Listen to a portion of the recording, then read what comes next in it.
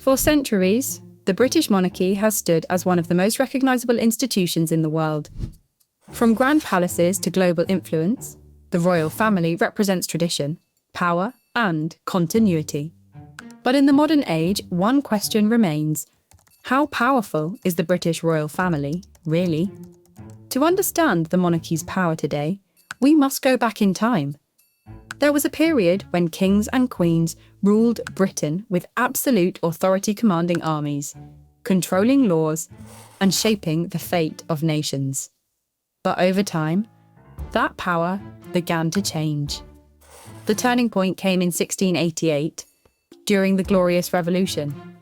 From that moment on, the monarchy gradually transformed into a constitutional system where elected officials, not the monarch, would hold political power. Today, the monarch no longer rules the country. Instead, they reign. In modern Britain, the monarch serves as the head of state. But real political authority lies with Parliament and the Prime Minister. Still, the monarchy retains certain royal prerogatives, appointing the Prime Minister, granting royal assent to laws, opening and dissolving Parliament. At first glance, these powers may seem significant, but in reality, they are exercised according to strict constitutional conventions. The monarch acts on the advice of elected officials. In the other words, the power exists, but it is not used freely. So, if the monarchy doesn't directly control politics, where does its power lie? The answer is influence. The royal family operates within what some call soft power, the ability to shape opinions, culture, and international relationships without direct authority. When a monarch meets world leaders, hosts diplomatic events, or represents the nation abroad, they are reinforcing Britain's global image. This symbolic power can be incredibly valuable, especially in diplomacy. Another dimension of royal power is wealth. The monarchy is associated with vast estates, historic properties, and significant financial resources. Institutions like the Crown Estate generate billions in revenue, a portion of which supports the royal family through the sovereign grant. Beyond direct finances, the monarchy also contributes to the UK economy through tourism, media attention, and global branding. Millions of visitors travel to Britain each year, drawn by the allure of royal history and tradition.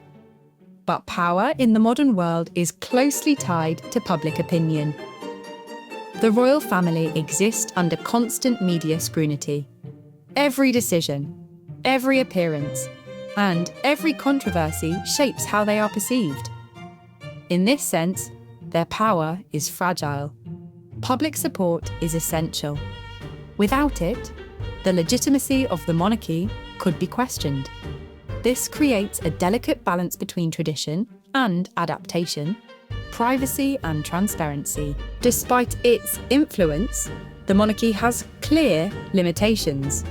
It cannot create laws independently, interfere in democratic elections, govern the country directly. These restrictions are fundamental to the British constitutional system. The monarchy's role is not to rule but to represent, to advise and to warn. So why does the monarchy still exist? For many, it represents stability in a rapidly changing world. It provides a sense of national identity and continuity. For others, it raises questions about relevance, custody and equality in a modern democracy. The debate continues. So, how powerful is the British royal family? Not in the way kings once were, not through laws or force, but through influence, symbolism, and global presence. Their power is not absolute. It is not political. It is something more subtle and perhaps more enduring. In the 21st century, the British monarchy remains powerful, just not in the way you might expect.